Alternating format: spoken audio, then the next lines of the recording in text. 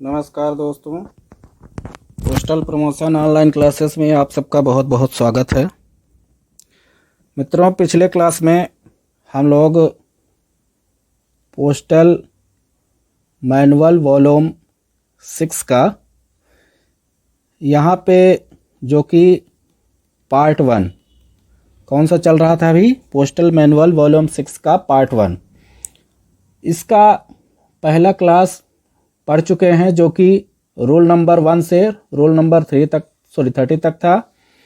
यहाँ franking machine तक हम इसको पिछले क्लास में पढ़ चुके हैं।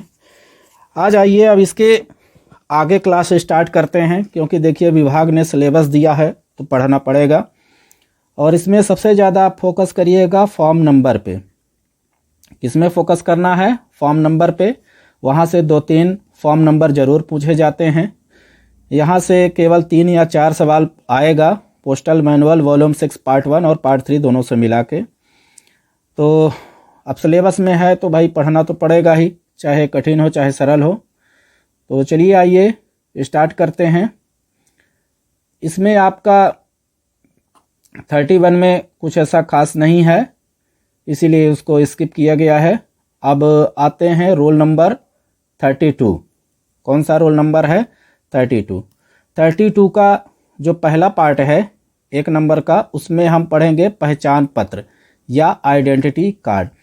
आइडेंटिटी कार्ड के बारे में आप पोस्ट ऑफिस गाइड पार्ट 1 में भी पढ़ चुके हैं, कोई बहुत बड़ी बात नहीं है, उसी में थोड़ा सा हम बृहद पढ़ेंगे।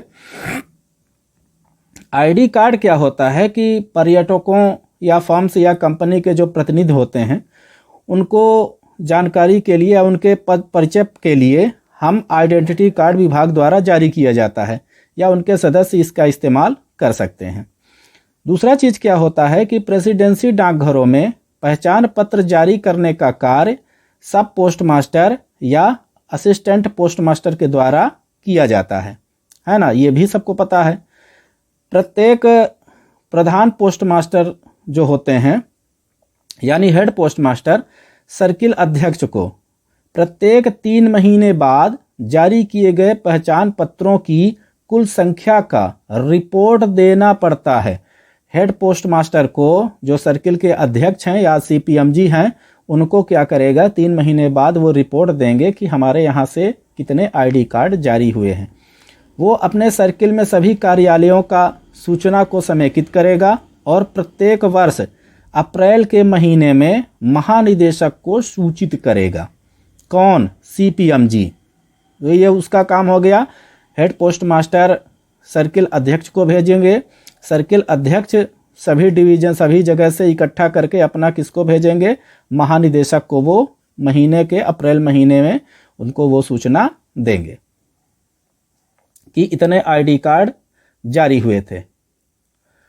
फिर इसके बाद मूल पत्र के खो जाने पर जो हमारे सीपीएमजी होते हैं उनके द्वारा तत्काल अपने परिपत्र में अधिसूचित कर दिया जाए, ऐसा किया जाना जरूरी है।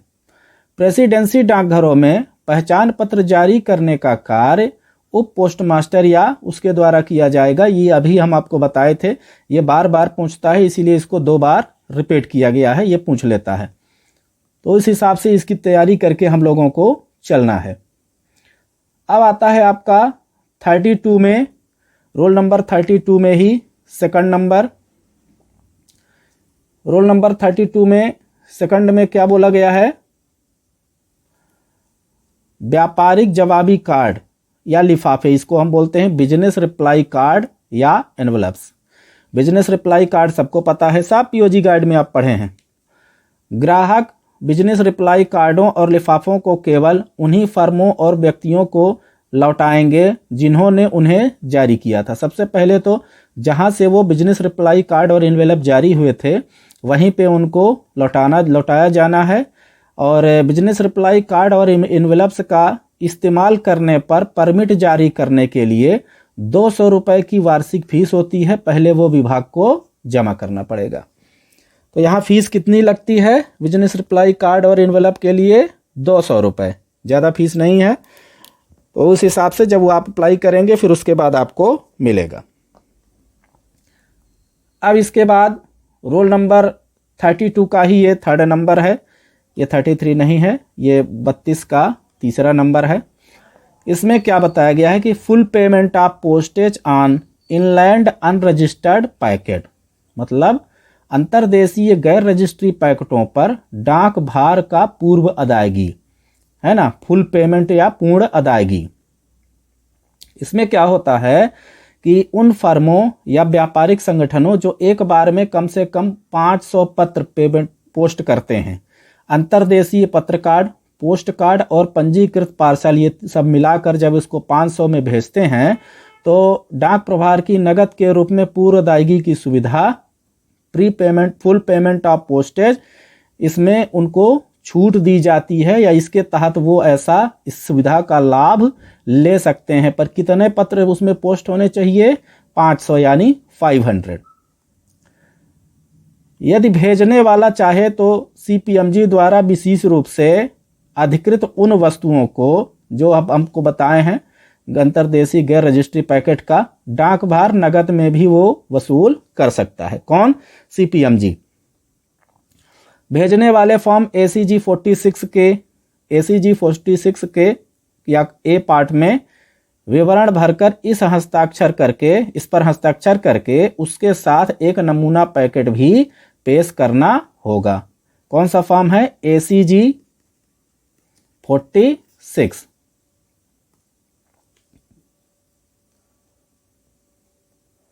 अब आते हैं रोल नंबर 32 के 4 नंबर पे, सैनिक पत्र और हरे लिफाफे, military letters and green envelopes. इसमें क्या होता है कि उन देय डाक शुल्क का भुगतान, देय डाक शुल्क का मतलब होता है पेड, देय यानी पेड, उसका भुगतान सेना विभाग द्वारा डाक विभाग को किया जाता है। उसमें सैनिक को नहीं करना पड़ता है, उनके डिपार्टमेंट द्वारा किया जाता है। अतः वितरण के समय डाक शुल्क नहीं लिया जाएगा। किससे? सैनिक से। उनसे जो भेजेंगे तो उनसे वितरण शुल्क नहीं लिया जाएगा। सैनिक पत्र और हरे लिफाफे अंतर्देशीय पत्रों के बराबर होते हैं। किसके? इनलैंड कार्ड्स लेटर्स के। उनको एक तरह से इनलैंड लेटर्स ही माना जाता है, अंतर्देशीय पत्र ही माना जाता है। अब इसमें हम आपको बताए थे, शुरू में ही बताए थे कि जो हमारा पोस्टल मैनुअल वॉल्यूम 6 पार्ट 1 जो हम पढ़ रहे हैं, तो ये चीज़ पार्ट ए है, अभी फर्स्ट है, थर्ड भी पढ़ना है।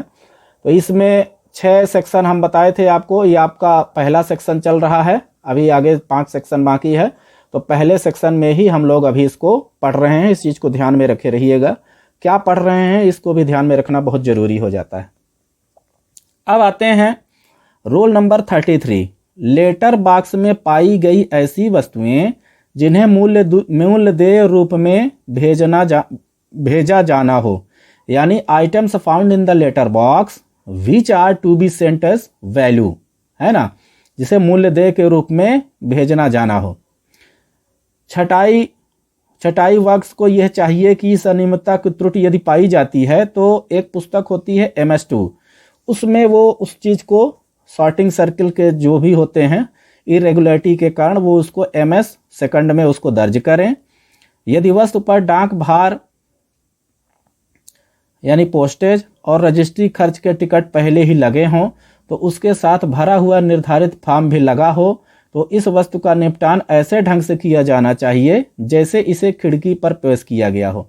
मतलब यदि उसमें पहले से ही सब कुछ भुगतान किया गया है, जो भले ही वो लेटर बॉक्स में डाल दिया गया हो, पर उसको ऐसे ट्रीट किया जाएगा जैसे वो खिड़की पर पेश किया गया था।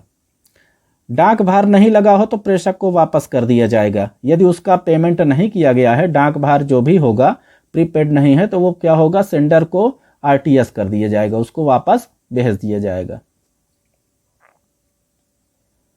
रोल नंबर 34, बागानी करने वाले और अन्य व्यक्तियों को डाक वस्तुओं का वितरण, यानी distribution of postal items to planters and persons. यदि बीमा वस्तुओं के बारे में पाने वाला संदेह वाहकों को इन वस्तुओं को पाने के लिए अपनी ओर से हस्ताक्षर करने का अधिकार ना हो, ना दे तो उसे के पते पर आने वाली प्रत्येक बीमा वस्तु के लिए फॉर्म RP52 में एक सूचना के रूप में तैयार कर लेनी चाहिए। कौन सा फॉर्म है ये? RP52। इसको एक सूचना के रूप में तैयार कर लेनी चाहिए। ये 34 रोल नंबर में बताया गया है। रोल नंबर 35 आपका डिलीटेड है, उसमें कुछ नहीं है, हटा दिया गया है। अब आते हैं रोल नंबर 36 या roll number 36, use of regional language. ये सब पढ़े हैं आप। शाखा डाकघर या बीओ का कामकाज करने के लिए प्रादेशिक भाषा का प्रयोग किया जा सकता है, लेकिन शाखा डाकघर सार फॉर्म ACG3, बीओ के लिए फॉर्म कौन सा होता है? ACG3A, जो अंग्रेजी में लिखा जाना चाहिए। इसमें आपको इसका इस्तेमाल ब्रांच वाले कर सकते हैं। रोल नंबर 37, डाक कर्मचारियों के लिए किराया मुक्त क्वार्टर। भैया सबको मिलने लगे तो बहुत अच्छा है। किराया मुक्त क्वार्टर, जिस क्वार्टर में रहेंगे तो उसमें किराया नहीं लगेगा। एक नंबर पे, डाकघर का कार्य उचित रूप से चलाने के लिए जहां डाकघर के अहाते में पोस्टमास्टरों और ऐसे दूसरे कर्मचारियों के लिए निवास स्थान दिया जाना आवश्यक हो, किराया मुक्त क्वार्टर दिए जाएंगे।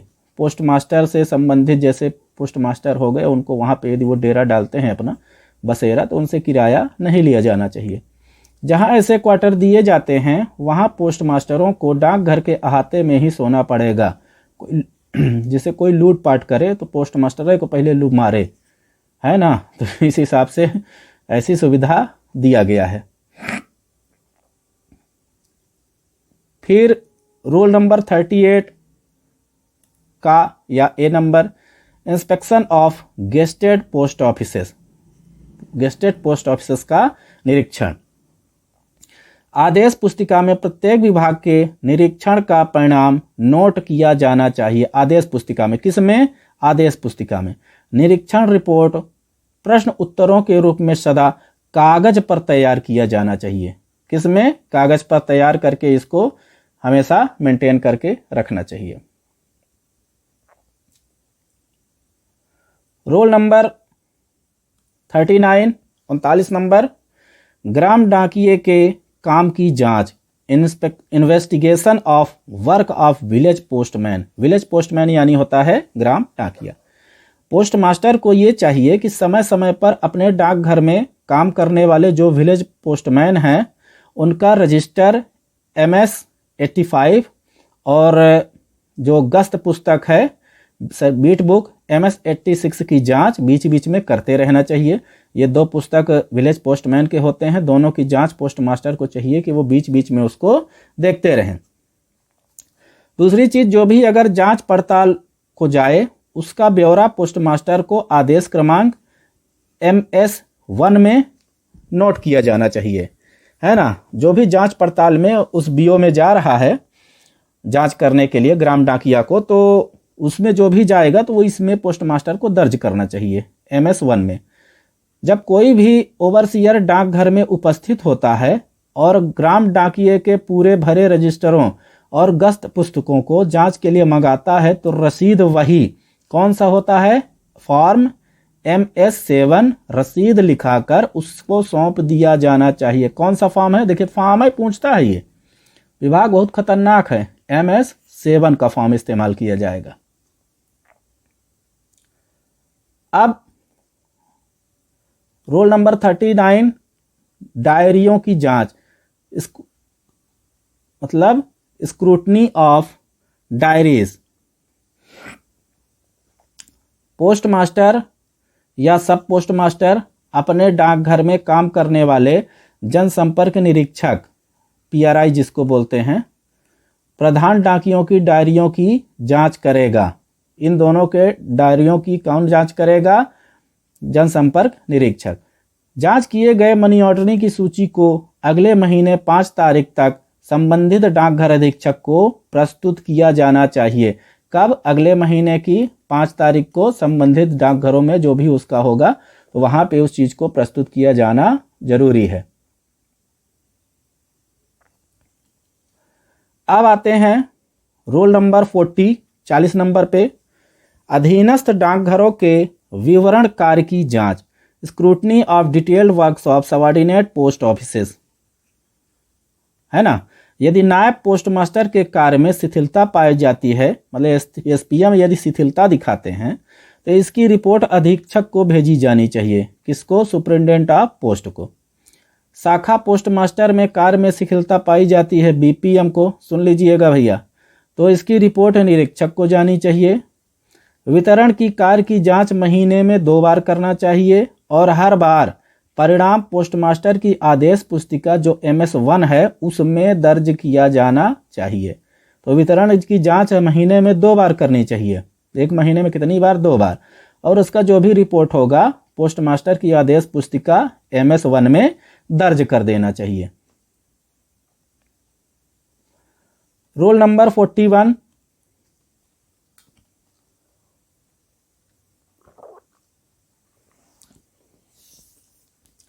रोल नंबर 41 में बताया गया है कि यह पोस्ट मास्टर की जिम्मेदारी है, उसकी जिम्मेदारी बनती है कि उसका अपना डाकघर और मातहत डाकघर अपने अधिकारों का अतिक्रमण ना करे। मातहत मतलब होता है कि सबऑर्डिनेट पोस्ट ऑफिस जो होते हैं उससे लगे हुए, जैसे इसका पोस्ट मास्टर, उसके बाद जो भी पोस्ट ऑफिस है उससे लगा हुआ, वो क्या ना करे? अपने अधिकारों का अतिक्रमण ना करे, वो अपने अधिकार से माने बहुराए ना। यदि कोई सबऑर्डिनेट डाकघर का कारोबार करते समय अपने अधिकारों का अतिक्रमण करके कोई ऐसा काम करता है जिसको उसको करने के लिए अधिकार नहीं है, मना किया गया था, तो कोई दूसरी तरह का कार्य हो, तो पोस्ट मास्टर को चाहिए कि उसी समय अवश्य ही उन तथ्यों की रिपोर्ट अधीक्षक को वो भेज दे। ये उसकी भी पोस्ट मास्टर के निगरानी में ये चीज रहती है। फिर स्टैटिकल मेमोरेंडम या सांख्यिकीय ज्ञापन। ये स्टैटिकल मेमोरेंडम जो होता है वो प्रत्येक महीने की पहली तारीख मनी ऑर्डर सहायक, जो मनी ऑर्डर असिस्टेंट होते हैं और पार्सल असिस्टेंट होते हैं, उनको एक निर्धारित फॉर्म MS-14A में एक स्टैटिकल मेमोरेंडम तैयार करेगा। और जो हेड पोस्ट मास्टर होते हैं, सांख्यिकीय ज्ञापन से जो जोड़ ठीक होते हैं, ज्ञापन के जो होते हैं, अगर यह है कि उस पर हस्ताक्षर करके उसे महीने की 10 तारीख को नियमित रूप से सर्किल अध्यक्ष या CPMG को क्या करेगा? भेज देगा। यहाँ पे जो भी हमारे 2 चीज़ें बताए गए हैं कि ऑर्डर सहायक, ऑर्डर असिस्टेंट और पार्सल असिस्टेंट जो होते हैं, ये चीज़ आपका तैयार करेंगे। तैयार करने के बाद जो वहाँ के प्रधान पोस्ट मास्टर हैं उनके माध्यम से सर्किल अध्यक्ष को भेज दिया जाएगा। रोल नंबर 42 में A, स्टैटिस्टिकल रजिस्टर। प्रत्येक डाकघर में प्रतिदिन फॉर्म कौन सा होता है? EST, form number EST 82B post office. इसके तहत 90, 95, 92 सांख्यिकीय रजिस्टरों के इंदराज भरे जाएंगे और इनके खाने अनुसार बचत बैंक, मनी ऑर्डर रजिस्ट्री और पार्सल शाखा का लेन देन भी दिखाया जाएगा।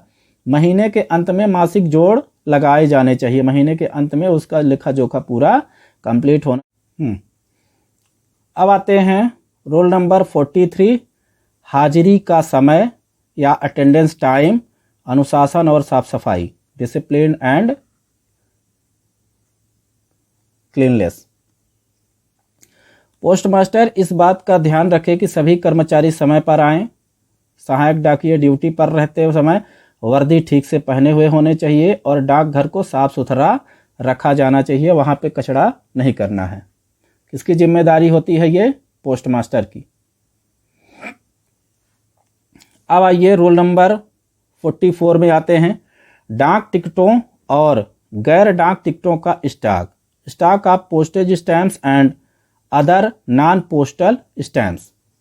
पोस्ट मास्टर इस बात के लिए जिम्मेदार होगा कि आम लोगों को बेचने के लिए सभी प्रकार के डाक टिकटों का काफ़ी स्टॉक रखा जाए। उसको ध्यान देना चाहिए कि स्टॉक है कि नहीं है। इसके लिए जिम्मेदारी किसके पास होती है? तो पोस्ट मास्टर के पास होती है। बात समझ में आ गई? इसके बाद क्या होता है,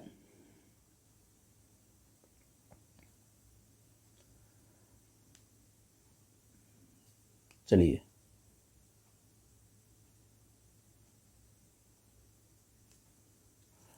दूसरे नंबर पे यह बोला गया है, यदि किन्हीं टिकटों को उपयुक्त समय से ना निपटाया जा सके और उनके खराब होने का अंदेशा हो तो इस मामले की रिपोर्ट सीपीएमजी को भेजा जाना चाहिए। किसी कारण से यदि नहीं निपटाया गया है, कुछ इसमें दिक्कत है, तो आप सीपीएमजी को उस मामले से संबंधित रिपोर्ट जारी करिए। उत्पादन में कोस आने के कारण जो डाक टिकट और स्टेशनरी इस्तेमाल के लायक ना समझी जाए तो प्रधान पोस्ट मास्टर को चाहिए कि उसे एकत्रित कर लें और उसके बदलने के लिए तिमाही में एक बार डाक टिकट नियंत्रण या केंद्रीय डाक टिकट भंडार नासिक रोड को वापस कर देना चाहिए। यदि कुछ ऐसा उसमें गलती है, कुछ गड़बड़ी है, तो उसको वो वापस कर दे। उप डाकघर में, सब ऑफिस में बेकार, अप्रचलित, गैर जरूरत या दोषपूर्ण बनावट वाले जो भी जितने भी डाक टिकट हैं आदि को हेड ऑफिस में भेजकर वापस कर देना चाहिए। भाई सीधी बात है, जो काम का नहीं है तो उसको रखने से क्या मतलब है। अब डाक टिकटों और जवाबी कूपनों, memorandum of sale of postal stamps और counter coupons and postal advances, डाक टिकटों की अग्रिमों का ज्ञापन। पोस्टमास्टर को डाकघर में जनता को डाक टिकट बेचने के लिए सभी काउंटर सहायकों और मेल परिचारकों की व्यवस्था करनी चाहिए। दूसरे नंबर पे सभी ग्राम डाकियों, विलेज पोस्टमैन से जब वे अपनी गश्त पर बाहर जाएं तो डाक टिकट बेचने का काम दिया जाना चाहिए। भाई वो भी डाक टिकट बेच सकते हैं ना, जब अपने बीट में जाएंगे, तो कोई बड़ी बात थोड़ी ना है, इसको पढ़े बीते हैं। डाक टिकटों का लेखन सामग्री में रजिस्टर का रख रखाव, maintenance of register of postal stamp and stationery. प्रत्येक डाकघर में जो कि सर्किल स्टैंप डिपो अथवा नियंत्रण डाक टिकट भारतीय सुरक्षा प्रेस नासिक से सीधे सामान प्राप्त करता है, इस प्रकार के भंडार का विवरण एक रजिस्टर में जरूर दर्ज कर ले। सीधे जो कहां से प्राप्त कर रहा है, सीपीएमजी कार्यालय से ना प्राप्त करके वो सीधे भंडार से ले रहा है, तो एक रजिस्टर में उसको दर्ज करके रखना पड़ेगा। दूसरी चीज, बीजक यानी मेमोरेंडम के अनुकूल भंडार सप्लाई की परिशुद्धता को सत्यापित करने के बाद पोस्टमास्टर को बीजक को एक प्रति वापस करके सर्किल स्टाम्प डिपो अथवा भारतीय सुरक्षा प्रेस नासिक को विधिवत सूचित किया जाना चाहिए। विवरण की 2 प्रतियां मंडल अधीक्षक को अगले महीने की 7 तारीख तक में या उससे पहले भेज दी जानी चाहिए। कितनी प्रतियां? 2 प्रतियां। रूल नंबर 47, मूल्यदेय वस्तुओं से संबंधित जांच, investigation of related to valuables. इसमें क्या होता है कि सरकारी डाक टिकटों का इस्तेमाल करने के लिए अधिकृत कोई अधिकारी यदि अपने सरकारी पद का हैसियत में कोई शिकायत करता है तो वह उन शिकायतों के लिए शुल्क की अदायगी सरकारी टिकटों द्वारा कर सकता है। किसमें कर सकता है? वो सरकारी टिकटों द्वारा। शिकायतकर्ता के लिए जरूरी है कि वह ऐसी प्रत्येक मूल्यदेय के संबंध में पूरे ब्यौरे दे, पूरा उसको जानकारी देना पड़ेगा जिसके विषय में उसने शिकायत की हुई है। भाई उसका डिटेल तो देना ही पड़ेगा। यह शिकायत पत्र पर 10 पैसे प्रति वस्तु के हिसाब से डाक टिकट को जरूर चिपकाए। और क्या करना है उसको? अगर किसी मूल्यदेय वस्तु के संबंध में की गई शिकायत के कारण ठोस पाए जाएं तो शिकायतकर्ता ने जो फीस अदा की थी उसे वो अधीक्षक के से लिखित प्राधिकार लेकर वापस। भाई क्या है, जब शिकायतकर्ता शिकायत किया, यदि वो चीज सही पाई गई तो उसमें जो उसने डाक टिकट लगाए थे शिकायतकर्ता ने आवेदन में, तो वो चीज उसका क्या हो सकता है कि रिफर हो सकता है। कब रिटर्न हो सकता है? जब वो शिकायत सही पाई जाए, गलत में नहीं होगा। रूल नंबर 48, शिकायतों के रजिस्टर और विवरण। प्रथम श्रेणी डाकघरों में पोस्टमास्टर को फॉर्म CPT फर्स्ट शिकायतों का एक रजिस्टर रखना जरूरी है। कहां पे? प्रथम श्रेणी पोस्टमास्टर में, first class post offices. Roll number 48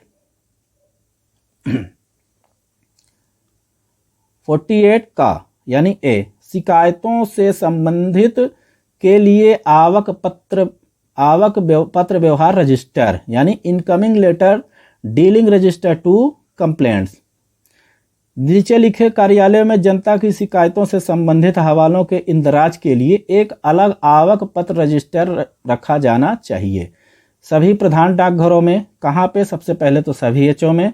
ऐसे एसओ या उप डाकघर जिनके इंचार्ज राजपत्रित दर्जे के या उच्च चयन ग्रेड के या निम्न ग्रेड चयन ग्रेड के अधिकारी हों, ये 1, 2, 3 इनके पास, और ये एचओ के पास, इनके पास ये सब चीज़ें क्या होनी चाहिए? आवक पत्र व्यवहार रजिस्टर उपलब्ध होना चाहिए। अब रोल नंबर 48 का खा, शिकायत सुझाव पुस्तक, सजेशन कंप्लेंट बुक। सभी डाकघरों में शिकायत सुझाव पुस्तक MS 94 उपलब्ध होना चाहिए। रोल नंबर 48 गा या सी नंबर, प्रत्येक हेड ऑफिस और सब ऑफिस में सूचना की एक पुस्तक MS 104 नंबर रखी जाएगी। और शिकायत सुझाव पुस्तिका कौन सा होता है? MS 94। ये पूछता है, इसको याद कर लीजिएगा। फिर क्या होता है? Service book. रोल नंबर 49 में दिया गया है सर्विस बुक। प्रधान डाकघरों में, हेड ऑफिस में, हेड पोस्ट मास्टर क्षेत्र की सभी स्थापनाओं को सेवा पुस्तकों को पूरी हिफाजत से रखने के लिए इस सेवा पुस्तकों में, सर्विस बुक में संबंधित नियमाधीन उन्हें सौंपी दूसरी ड्यूरियां पूरा करने के लिए जिम्मेदार होगा। कौन जिम्मेदार होगा? प्रधान पोस्ट मास्टर। देखिए, ज़्यादातर काम प्रधान पोस्ट मास्टर ही करता है। कौन करता है? मुख्य पोस्ट मास्टर या प्रधान पोस्ट मास्टर। रोल नंबर 50 में पोस्ट मास्टर की आदेश पुस्तिका फिर से आ गई। MSA, पोस्ट मास्टर की आदेश पुस्तिका का क्या नाम है? MS1 या MSA। प्रधान डाकघरों में रखा जाने वाला यह एक रिकॉर्ड है। आदेश पुस्तिका, पोस्ट मास्टर्स का जो ऑर्डर बुक है वो एक रिकॉर्ड है जिसमें नीचे लिखी बातें होती हैं। कौन सी होती हैं? किसी विभाग के या डाकिया के या ग्राम डाकिया पर काम की जांच होगी, उसमें उस दर्ज किया जाएगा। सहायक डाकिया, असिस्टेंट पोस्टमैन आदि के गैर हाजिर होने पर अस्थायी प्रबंध जो करेंगे उसका दर्ज होगा उसमें। असाधारण घटनाएं, एक्स्ट्रा ऑर्डिनरी इवेंट्स के होगा। अपने डाकघर का संचालन करने के लिए प्रधान पोस्ट मास्टर द्वारा पास किए गए जो आदेश है वो दर्ज होंगे। थैलों के या बैग्स के स्टॉक की तिमाही परीक्षण का जो परीक्षा का परिणाम होगा वो भी किसमें दर्ज होगा? पोस्ट मास्टर की आदेश पुस्तिका MS1। याद करके रखे रहिएगा, MS1 पोस्ट मास्टर की आदेश पुस्तिका होती है, उसको भूलिएगा नहीं। दूसरा चीज, उन डाकघरों में ये इंदराज त्रुटि के पुस्तिका में दर्ज किए जाते हैं, इसको भी ध्यान में रखिएगा। रोल नंबर 51 कार्य समय के बारे में सूचना, information regarding working hours. Form MS-12 जो होगा वो डाक वितरण और प्रेषण का समय के लिए होगा। फॉर्म आपका M6A जनता के साथ कामकाज का समय। प्रथम श्रेणी प्रधान डाकघरों, first class head post office, इनके मामले में पोस्ट मास्टर स्वयं की कार्य समय के नोटिस में उसमें क्या करेगा? वो जारी करेगा। तो ये दो फॉर्म नंबर भी इंफॉर्मेशन रिगार्डिंग वर्किंग आवर्स के बारे में यूज किए जाते हैं। रोल नंबर 52 डिलीटेड है। अब आते हैं रोल नंबर 53 में। 53 नंबर में रेल मार्ग से डाक ले जाते समय पड़ने वाले व्यवधान यानी disruption faces while carrying mail by mail. यदि डाक के संबंध में कितना विलंब होने की संभावना हो तो वह व्यवधान का प्रभाव जिन महत्वपूर्ण स्टेशनों पर पड़ता है, सर्किल अध्यक्ष माने CPM जी वहां के पोस्ट मास्टरों की इसकी सूचना भेज देंगे। रोल नंबर 53 का A, इसमें दिया गया है किसी हवाई जहाज की दुर्घटना के मामले में हवाई डाक पर की जाने वाली कार्यवाही। भाई अगर हवाई जहाज में दुर्घटना हो गई और डाक हमारा जा रहा है तो उस पर क्या कार्यवाही की जाएगी उसकी बात बोल रहा है। जहाज पर काम करने वाले कर्मचारी उन डाक को घटनास्थल के सबसे नज़दीक हेड ऑफिस या एसओ जो भी हो किसी ऐसे डाकघर को सौंप देंगे जिसे डाक के पुनः प्रेषण के लिए उपयुक्त समझा जा सके। तो यही चीज़ ना होगा, जैसे कोई डाक ले जा रहे हैं, दुर्घटनाग्रस्त हो गया बाई एयर, तो वहाँ पे जो हेड ऑफिस होंगे, जो एसओ संबंधित होंगे, उसके अंदर में उस डाक को रख दिया जाएगा और वहाँ से पुनः प्रेषित किया जाएगा। रोल नंबर 54, वेतन और भत्तों के वितरण का ज्ञापन या sending memorandum of distribution of salary and allowances. वेतन और भत्तों का ज्ञापन एक विभागीय रजिस्ट्री आवक में रखकर जिसे महीने से वह संबंधित हो उसके अगले महीने की 5वीं तारीख को यथास्थित संबंधित अधीक्षक डाकघर को भेज दिया जाएगा। कब भेज दिया जाएगा? अगले महीने की 5 तारीख को। अब रोल नंबर 55, 55 नंबर पे, संबंधित डाकघर अधीक्षक द्वारा वापस किए गए पगार चिट्ठों और दूसरे दस्तावेजों को फाइल करना। कैसे फाइल करेंगे इसको? जब संबंधित डाक विभाग के से दस्तावेज मिल जाए तो पगार चिट्ठे और यात्रा जो भी है, भत्तों की रसीदों को अलग अलग मासिक बंडलों में फाइल कर देंगे और वेतन और भत्ता राशि वितरण के ज्ञापन से संबंधित इंदराजों के मामले में इसमें एक टिप्पणी भी उसमें क्या होगी, लिख दिया जाएगा। प्रधान पोस्ट मास्टर को, हेड पोस्ट मास्टर को इस बात के लिए व्यक्तिगत रूप से जिम्मेदार ठहराया जाएगा। किस बात के लिए? कि बधाई का उचित ढंग से और गाजिब समय में किया गया है। गाजिब समय मतलब होता है रिजनेबल टाइम। डाक के कामकाज के संबंध में रोल नंबर 55 का ए, किए गए चेकों की guarantees of cheques taken in connection with the postal work. जो लोग डाक संबंधी अदायगी प्रमाणित चेकों द्वारा करना चाहें तो पोस्ट मास्टर को जनता के लिए ऐसे लोगों को डाकघर गाइड खंड 9 में बताई गई गारंटी प्राप्त करने की व्यवस्था करनी चाहिए। ये किसका काम है? पोस्ट मास्टर का। सब काम पोस्ट मास्टर और हेड पोस्ट मास्टर का तो रहता है। रोल नंबर 55 का, भारतीय जीवन बीमा निगम की पॉलिसियों पर देय नवीनीकरण किस्त को डाकघरों के जरिए एकत्रित करना। ऐसा भी काम होता है पोस्ट ऑफिस में, नहीं सुने होंगे। तो जीवन बीमा निगम की पॉलिसियों की नवीनीकरण किस्त केवल उन्हीं ग्राम डाकघरों में ली जाएगी, उन्हीं विलेज पोस्ट ऑफिस में ली जाएगी जहां पर बचत बैंक का काम होता हो और जिन्हें इस कार्य के लिए सर्किल अध्यक्ष ने क्या किया हो, विशेष तौर पर अधिकृत किया हो। किसको? उस विलेज पोस्ट ऑफिसेस को। वहां पे ऐसा काम होता है। अब ये आपका यहां से सेक्शन नंबर 1 खत्म होता है। सेक्शन नंबर 1 ये पोस्टल मैनुअल वॉल्यूम 6 का पार्ट 1 चल रहा है अभी। इसमें हमको 6 सेक्शन पढ़ने हैं। 1 सेक्शन आपका कंप्लीट हो चुका है जिसको हम विविधता या मिसलेनियस के नाम से जानते हैं। तो इसको अच्छे से करिएगा। ये आपका रोल नंबर 1 से 55 खा या बी तक है ना। अच्छे से करिएगा। बाकी जो नहीं समझ में आएगा पूछिएगा। तो इस क्लास को यहीं पर स्टॉप करते हैं। एक चीज़ का ध्यान रखिएगा, यदि हमारे चैनल को आप सब्सक्राइब नहीं किए हैं तो उसको सब्सक्राइब कर लीजिए। क्लास अच्छा लगे तो हमारे क्लास को एक थंब इम्प्रेशन तो देखिए बनता है। बाकी ज़्यादा से ज़्यादा लोगों को भी सूचना दीजिए जिससे वो लोग भी हमारे साथ जुड़ सकें। तो चलिए, बहुत बहुत धन्यवाद। नमस्कार।